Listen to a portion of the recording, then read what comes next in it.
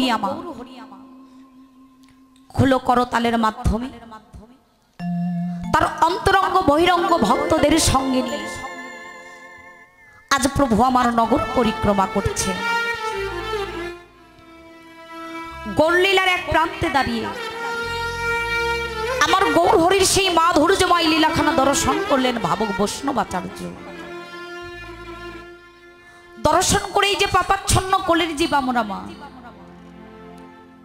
যারা কিনা স্বল্প আয়ু মাত্র, এই পাপাচ্ছন্ন কোলের জীবের জন্য আজ ভাবুক মহাপ্রসাদ রূপে বিলিয়ে দিলেন কি না হেমশয়ী অতি গোরা সমধুর হাস্যধরা আবার জগৎ জন নয়ন আনন্দ। বদনখানা কেমন বললেন, ওহে নদী নাগরী একবার দর্শন করে দেখো, এ যে আর অন্য কোনো বদন নয়। দর্শন করে কি মনে হয় যেন হেমশয়ী অতি গোরা। ও মায়েরা, হেম মানে কি? হেম মানে কি? স্বর্ণ, সোনা। আচ্ছা বাবা, সোনার তো প্রচুর নাম। হেম মানে সোনা, কাঞ্চন মানে সোনা, সুবর্ণ মানে সোনা। আচ্ছা, যে সোনার এতই তো নাম, সেই সোনার এতই তো নাম থাকা সত্ত্বেও ভাবুক কেন বললেন যে হেমশয়ী অতি গোরা? এর কারণটা কি? বললেন এর কারণ আছে। ওই সোনার হেমের মধ্যে রয়েছে তফাৎ। হেমার সোনার মধ্যে রয়েছে ব্যবধান। সোনার মাঝে রয়েছে খাদ।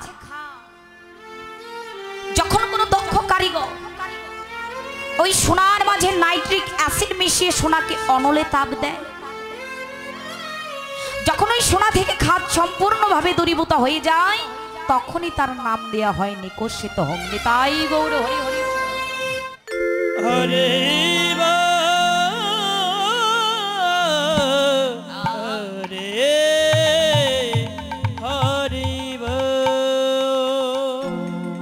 নিকষিত হে মানে হলো খাদবিহীন সোনা, যে সোনার মাঝে কোনো খাদ নেই। আজ ওই খাদবিহীন সোনার সঙ্গে তুলনা করলো আমার গৌর রূপে। তুলনা উল্লেখ করে আবার বললেন ওই গৌর রূপের সঙ্গে জাগতিক জগতের সোনার তুলনা চলে না। কারণ কি বাবা? কারণ এই জাগতিক জগতের যে সোনা, সেই সোনা যদি কারো ঘরে থাকে তাহলে তার মধ্যে অহংকার জন্মায়, লোভ জন্মায়, হিংসা জন্মায়। এটা আপনারা বুঝবেন না। এই যেখানে বসে আছে আমার মায়েরা, ওনারা এটা ভালো বুঝবেন। যদি কোনো মায়ের ঘরে 20 ভরি স্বর্ণের অলংকার থাকে, এখনো যে স্বর্ণের বাজার মূল্য গো, তাই না? যদি কোনো মায়ের ঘরে 20 ভরি স্বর্ণের অলংকার থাকে, তার ভাতখানা কেমন হবে মা? মাটিতে পাপ পরে কি না পরে, পাপ পরে কি না পরে হবে? হ্যাঁ, যদি কোনো মায়ের ঘরে 20 ভরি স্বর্ণের অলংকার থাকে, তার ভাতখানা যেন এমন হবে মাটিতে পাপ পরে কি না পরে। বাবা, এই জাগতিক জগতের সোনা কারো ঘরে থাকলে তার মধ্যে অহংকার জন্মায়, লোভ জন্মায়, হিংসা জন্মায়।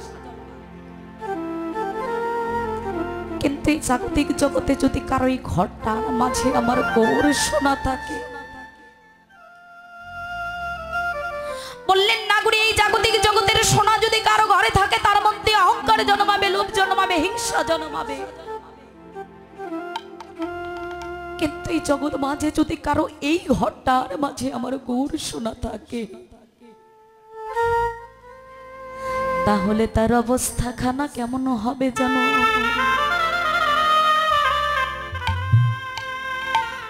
বলেন নাগরী রে,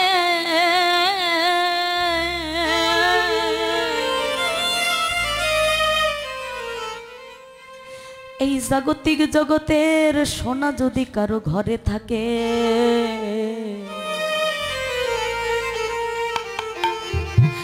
এই জগৎ মাঝে তার মধ্যে হিংসা জন্ম,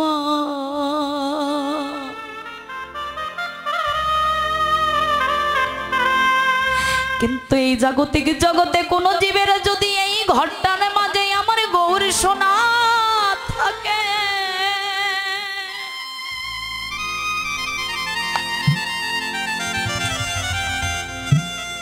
তাহলে এই জগৎ মাঝে তার অবস্থা খানা কেমন হয় জানো? ওই গৌরব যে দেখেছে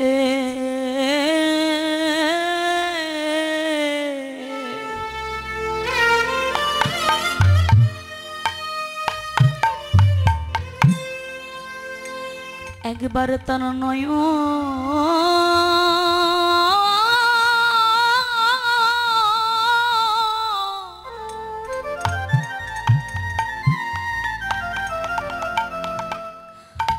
দুই নয়ন কোণে গৌরব যে দেখেছে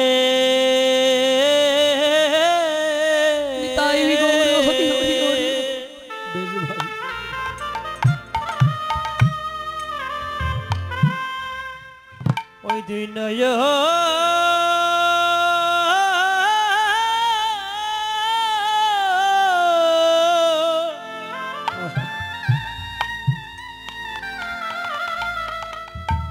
ওই দুই নয়ন কোণে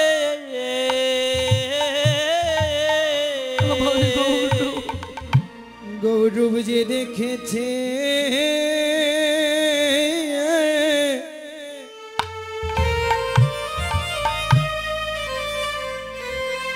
দুটি নয়ন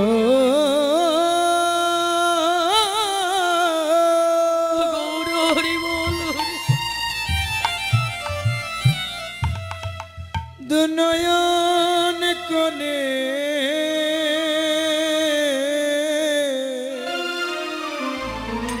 সে যে ভুলে না তো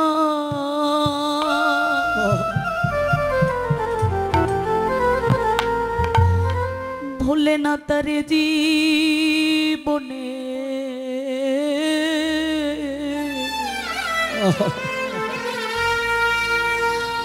ওই রূপ যে দেখেছে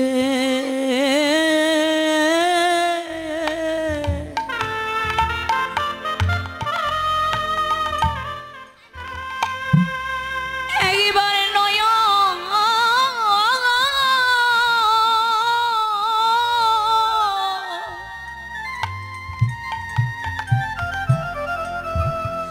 তার দুই নয়ন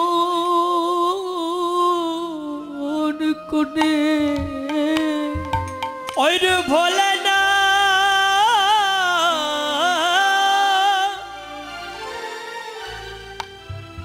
ওই রে ভোলে না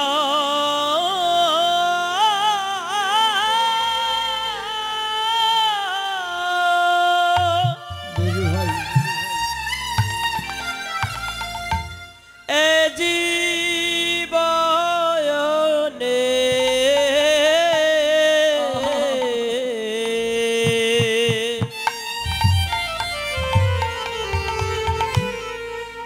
গৌরব যে দেখেছে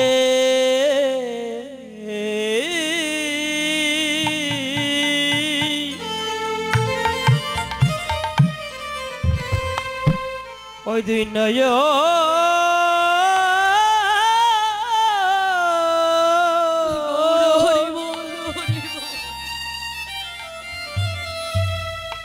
নয়নি কোণে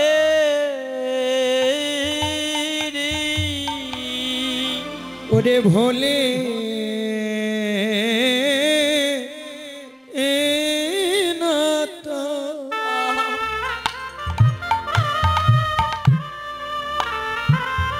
ওরে জীবনে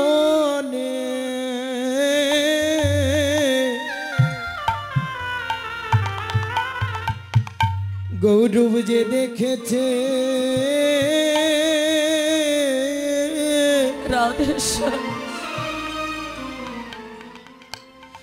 দুটি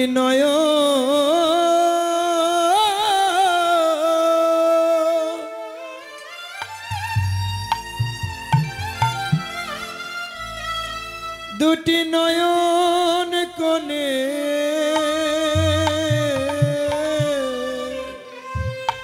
সে যে জনমের মতো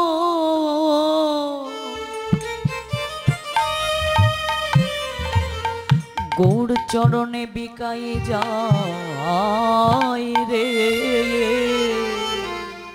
সে যে জনমের মতো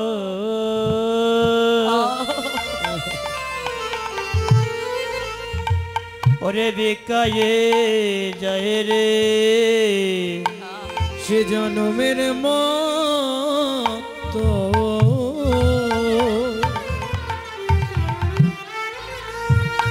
ওরে বিকায়ে যায় রে।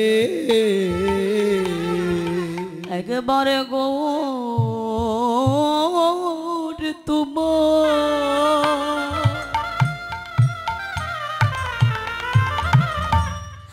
তোমার আমি হলাম বলে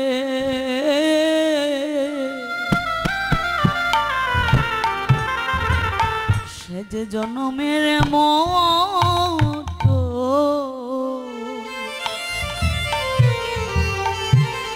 গৌর চরণে বিকায়ে যাই রে, আমি জনমের মতো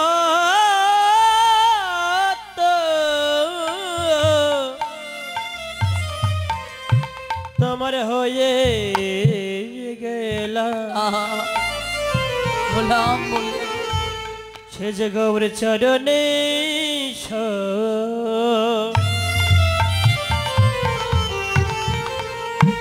সব বিকায়ে দিল, আমি জনমের মতো তোমার হলাম গৌর তোমার হলাম,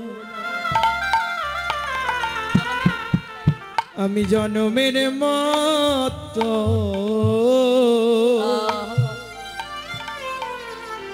গৌর ভিকায়ে দেব। ওই রূপে যে একবার নয়ন দিয়েছে মা, ওই রূপে যে একবার নয়ন দিয়েছে সে আর ভুলতে পারে না। দেখুন আজ যাকে ভালোবেসে আপনারা দূর দূরান্ত হতে এখানে ছুটে এসেছে, তাকে দেখতে না পান, তার দুটো গুণের কথা শুনলেও তো হৃদয়ে শান্তি হয়। যাকে ভালোবেসে এখানে ছুটে এসেছেন তাকে দেখতে না পায়, তার সাধু গুরু বৈষ্ণবের সঙ্গ করলেও তো হৃদয়ে আনন্দ। আজকে ওই রূপে নয়ন দিয়ে কত কত জন পথের কাঙ্গাল হয়ে গেছে।